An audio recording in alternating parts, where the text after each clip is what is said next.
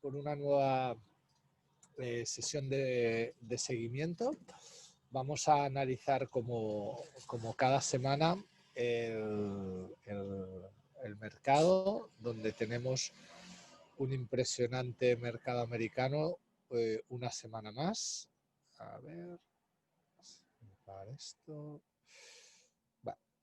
Una semana más, pues un mercado americano impresionante, ¿no? Con decremento, ¿no?, del Producto Interior Bruto, como veíamos en el día de hoy, del 31%, ¿no? Es decir que, pues, con todas las noticias tan negativas, pues esto sigue subiendo y al final una de las enseñanzas bonitas, ¿no?, de esta tendencia es que no se puede ir contra mercado, ¿no? Y al final una de las cosas tan interesantes es que, a ver si lo vemos aquí o si no vamos al Bolsa Manía, una de las cosas súper interesantes es que no se puede ir contra mercado. Si el mercado toma una dirección, pues hay que ir a favor de esa dirección y eso es súper importante, el no encabezonarse con nuestra razón, ¿no? O sea, al final hay inversores, fondos que están perdiendo mucho dinero por estar cortos en el mercado americano y por pensar que no tiene sentido todo este tipo de revalorización, ¿no? Y al final, pues el mercado es soberano, el mercado siempre va a tener la razón, siempre va a tener los motivos. Fijaros, aquí está la noticia, el PIB del segundo trimestre menos 31,7%, ¿de acuerdo? O sea, eso es increíble, que el 5% en el anterior, si bien es cierto, se espera un menos 32%, 32,5%. Esto es muy importante y es una auténtica lección. Es una auténtica lección el hecho de que si un mercado o un valor coge tendencia, ¿no? Hoy un amigo nuestro nos escribía, una persona que trabaja perdón, una persona que va trabajando, ¿no?, y puede hacer inversión, ¿no? Y nos explicaba, ¿no?, pues que estaba ahí aprovechando el cruce medias de Solaria, ¿no? Y es un poquito la representación, ¿no?, de la tendencia, ¿no?, del él, que está totalmente despreocupado de la bolsa porque no tiene tiempo, está todo el día trabajando, además una persona que trabaja aquí en Ibiza y demás, pues probablemente su mayor aliado es que no tiene tiempo, y su mayor aliado es que realmente pues usa la metodología como la sabe usar, porque tiene el menor tiempo posible para observar las pantallas, ¿no? Lógicamente, pues cuanto más miramos las pantallas, ¿no?, especialmente en la estrategia de inversión, pues mayor será o puede ser nuestro enemigo. ¿Por qué? Pues porque cualquier recorte, ¿no?, cualquier circunstancia, cualquier variable, ¿no?, que pueda tener un valor, pues puede ser una excusa para no aprovechar una tendencia, para pensar que ese valor puede bajar, ¿no?, para pensar que puede haber una corrección, ¿no? Algunos de vosotros, ¿no? Creo que empezamos la formación, ¿no?, viendo esta posibilidad de cruce de medias de Apple, ¿no?, que nos salió mal, ¿no? Pero imaginaros si no llegamos a cerrar aquí, ¿verdad? Abriendo una estrategia aquí en 295 aproximadamente, imaginaros si no cerramos en 290, ¿eh? Fijaros todo lo que estaríamos perdiendo ahora, ¿de acuerdo? Con lo cual, eso es una lección para toda la vida, ¿no? O sea, es súper importante que especialmente, o sea, en todas las direcciones es importante, pero especialmente en posiciones bajistas es importante no encapricharnos con la tendencia. ¿Por qué? Porque al final la posibilidad de pérdida en una tendencia bajista es ilimitada, ¿verdad? Pues fijaros si alguien se hubiera puesto corto en Tesla, ¿no?, y no hubiera cerrado la operación, ¿no? Fijaros que pues desde los 700 dólares ahora estaría perdiendo un 300%. ¿De acuerdo? Es decir, que puede liquidar cualquier estrategia, ¿no? Cualquier conocimiento, cualquier previsión, ¿no? Habida y por haber, con lo cual es súper importante que seáis fieles al stop loss, especialmente, ¿no? en estas situaciones de inversión, especialmente cuando os pongáis a corto, ¿no? Cuando os pongáis a largo, lógicamente también, pero lo peor que puede pasar es que perdáis el 100%, ¿no? En el caso de quiebra la compañía, que bueno, pues es una desgracia, pero esta es mucha peor desgracia, ¿no? Porque al final aquí la pérdida es ilimitada, ¿no? Pues esto sube a 2.500, 3.000, lo que suba, pues porcentualmente no va a cesar de incrementar, con lo cual una auténtica lección. El mercado español nos lo encontramos en una zona de soporte histórica, ¿no? Marcada por los bancos, ¿no? Que ya hemos visto que han vuelto a tantear, ¿no? Pues zonas de soporte. La semana pasada el BBVA concretamente hizo un scalping muy bonito, ¿no? Muy, no diremos fácil, pero sí previsible, ¿no? Con un 2-6 fácil, ¿de acuerdo? Y si vuelve a esa zona, pues lo mismo, ¿no? Desde aquí, desde 2.42, desde 2.43, 42, ¿no?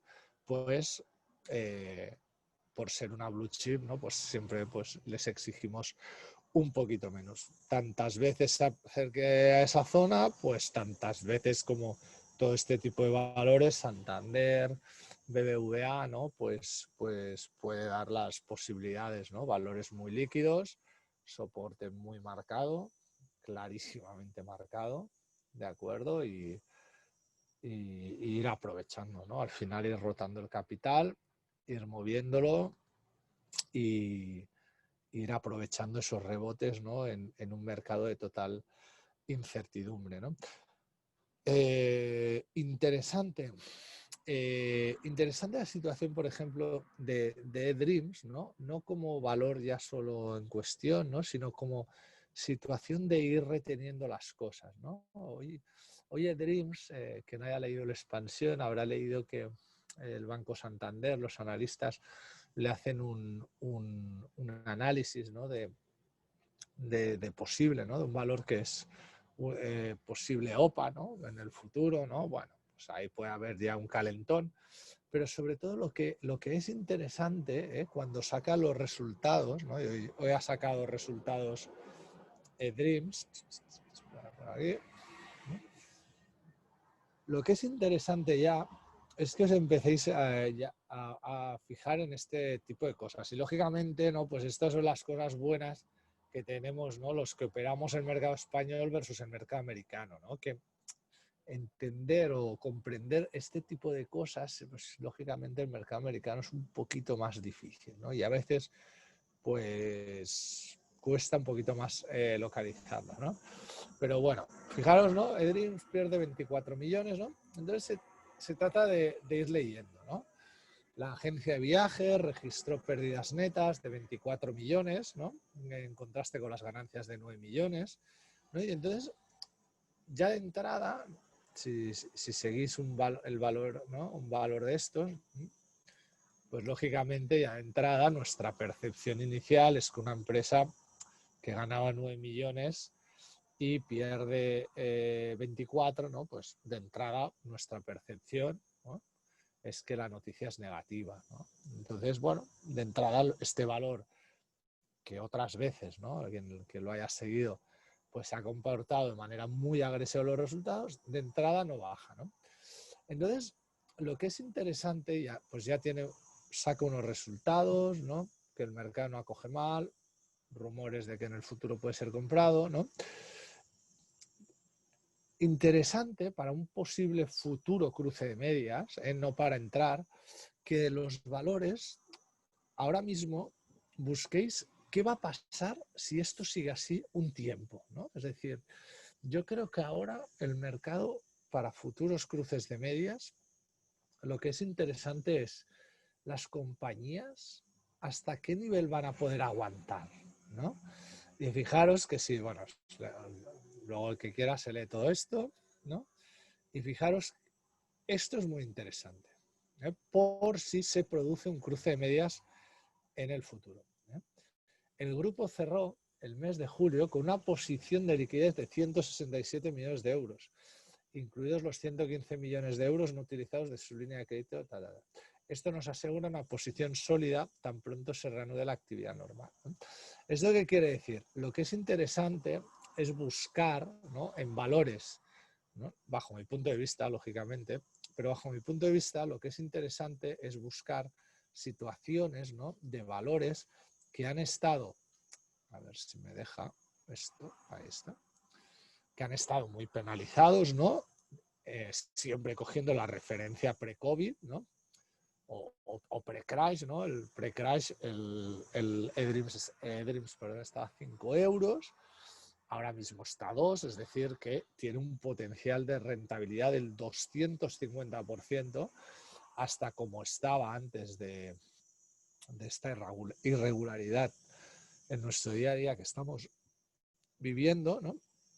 Y lo que es interesante es ver, pues, que empresas no endeudadas en exceso, ¿no? Es decir, estos tienen 167 millones de euros, aparentemente sin deuda, ¿no? Y eso es muy interesante. ¿Por qué? Pues en principio, ¿no?, lo que cabe pensar es que una empresa, ¿no? Yo mi lectura es una empresa que saca resultados, ¿no?, pierde 24 millones de euros, que tiene un decremento de las reservas del 88%, ¿no?, por toda esta circunstancia.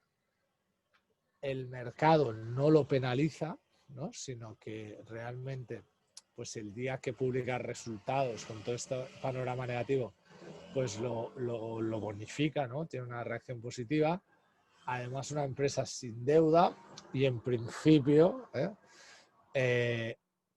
a pesar de los baches que pueda haber en el camino, con más confinamiento, menos confinamiento, o más restricción, menos restricción, la lógica nos invita a pensar que estas empresas cada día, ¿no?, han de ir a favor, ¿no? Al final, si nuestra lógica funcionara, ¿no?, si lo que nos explican es verdad, el verano que viene, ¿no?, deberíamos vivir una relativa normalidad, al menos en cuanto a desplazamientos, ¿no? Lo cual, pues bueno, es interesante siempre, ¿eh? El aspecto técnico mandará, pero es interesante que este tipo de conclusiones, ¿no?, leyendo noticias, mirando este detalle, ¿no?, sobre todo el ratio endeudamiento, ¿no?, que veáis, pues, que una empresa, que esto a veces lo publican, a veces no, pues que una empresa, pues no ha incrementado mucho su deuda, ¿no? A veces ¿no?, pues este dato se apunta y tal, pues esto es muy, muy, muy interesante, ¿no? Y un poco, pues ver, ¿no?, pues que al final puede ser que las empresas, ¿no?, ya coticen el peor de los escenarios posibles, ¿no? Bueno, esto como ejemplo de noticia, ¿no?, que me ha resultado interesante.